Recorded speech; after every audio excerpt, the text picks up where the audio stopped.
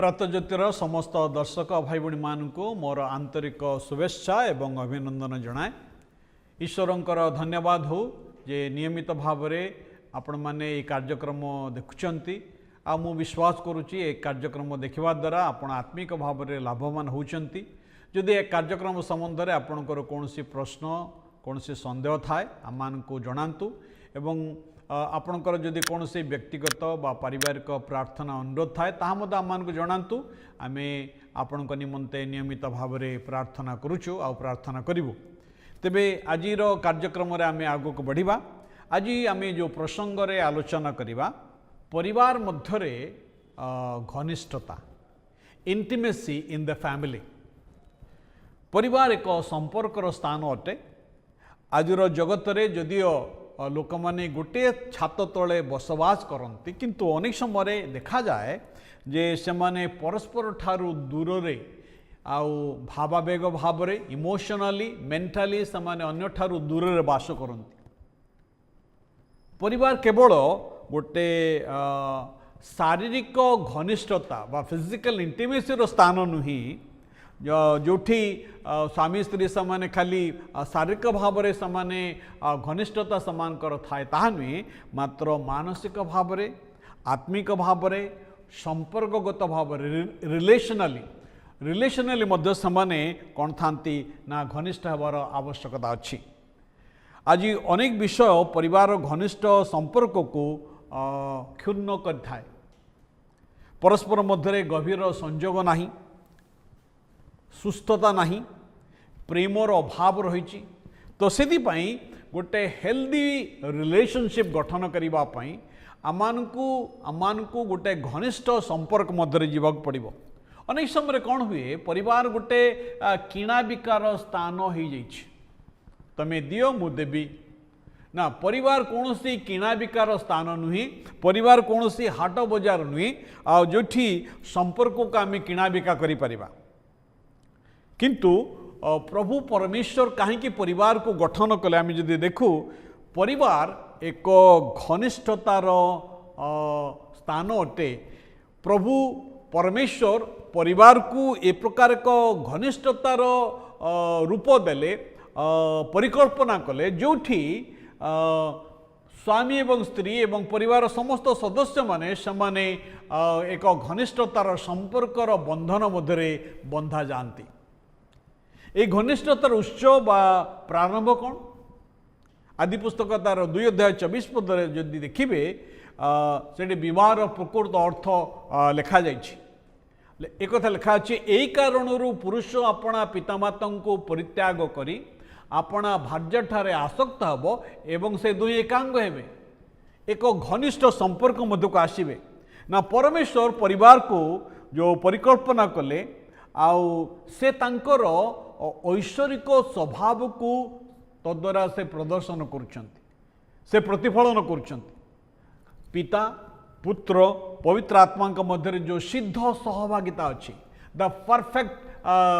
Fellowship and relationship अच्छी ताहा से गोटे परिवार को गठन करने द्वारा देखा चाहिए। घनिष्ठता आम देखू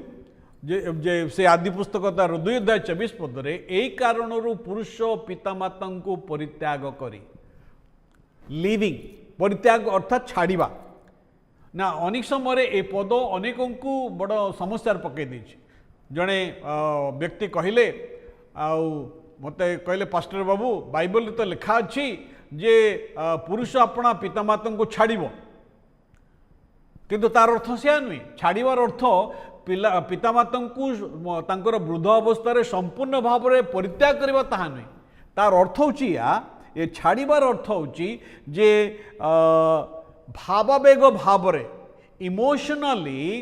पितामाता ठारू स्वाधीन हेबा अर्थात निजर डिसीजन निजे नेबा। अनेक समय जो समय आम डिसीजन नेबारे असुविधा होता है से समय पितामाता परामर्श आम करूँ किंतु सबु कथारे विवाह पूर्व आमर भारतीय संस्कृति रे ओडिया संस्कृति रे देखू जे पुओ माने समानकर माँ मान बहुत निर्भरशील होता है। चाकरी कलापर माँ को पचारि माँ मोर गाड़ी चाबी कौट रहा माँ मोर सक्स कौट रहा माँ मोर चश्मा कौट रहा ए कथा सबू पुओ मैंने पचारि था झील मैंने भी पचारि था किंतु विवाह कलापर माँ माँ न हो करी बर्तमान स्त्री को पचार दरकार अच्छे कारण से मैंने दुई एकांग अटंती से कथार कहुई ये जो परित्याग बा छाड़वा लिविंग यार अर्थ हो पितामाता ठारू इमोशनाली डिटाचमेंट रहिबा से माने स्वाधीन भाव में सिद्धांत नेबार आवश्यकता अच्छी किंतु आज अनेक परिवार अच्छी जो माने कि विवाह कला परे मध्य जिते से गोटे परिवार रुहंती से माने कौन करती ना स्त्री सहित बुलवाई हेले परमिशन दरकार अरे भाई तेरे कहीं विवाह करुल जदि तुम एत परमिशन नेबार थिला कहीं विवाह करुल तमे दीज एकत्र घर संसार करने परिवार गठन करने ईश्वर सम्मुखें शपथ नहीं अच्छ द्वितीय विषय ताऊची क्लीविंग बा आसक्त हवा यार अर्थ होची स्वामी और स्त्री एवं परिवार प्रति आसक्त हवा अर्थात पारिवारिक बंधन रे एकत्र बंधा जिवा प्रकृत घनिष्ठता परिवार संपर्क प्राधान्य को देवा द्वारा ही थाए जिते आम संपर्क को प्राधान्य दो से समय प्रकृत घनिष्ठता आरंभ होता है अनेक समय आमर कार्य आमर बंधु माने आमर व्यक्तिगत अनेक कार्य सबू आमन को कौन करता है ना पारिवारिक संपर्कर प्राधान्य को आमर घनिष्ठता को नष्ट करता है तेबे यही परिवार घनिष्ठतार परिसर कौन यह मानसिक एवं आवेगिक घनिष्ठता अटे से इमोशनल इंटिमेसी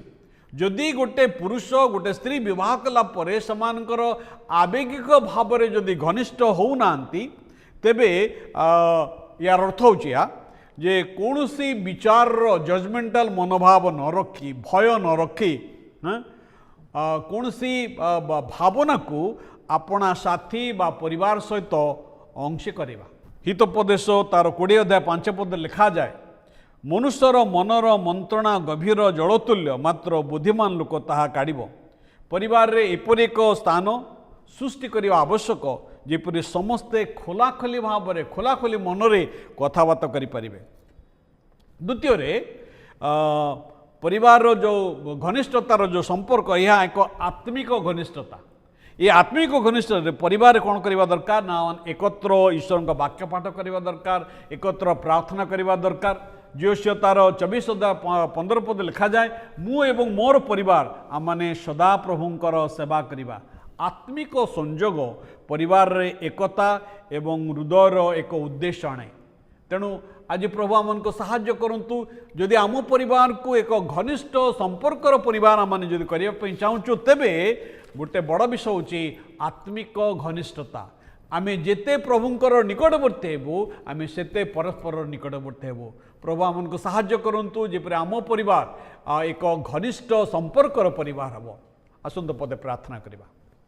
प्रभु आमे धन्यवाद दोछु तुमे आमान को परिवार देइछ हाँ प्रभु आम परिवार रे जो घनिष्ठता देइछ जो संपर्क देइछ से धन्यवाद बा सहित यही प्रार्थना कर प्रभु आमानकर हाँ प्रभु परस्पर प्रति आमानकर प्रेम को अधिक बढ़ाई दियो जेपरि प्रभु आम परिवार रे आमे तुमर गौरव को अन्वेषण करिवो साहाय्य करो ए प्रार्थना यीशुंक नाम रे उत्सर्ग करूछु आमेन समस्त को नमस्कार ईश्वर प्रत्येक को आशीर्वाद करंतु।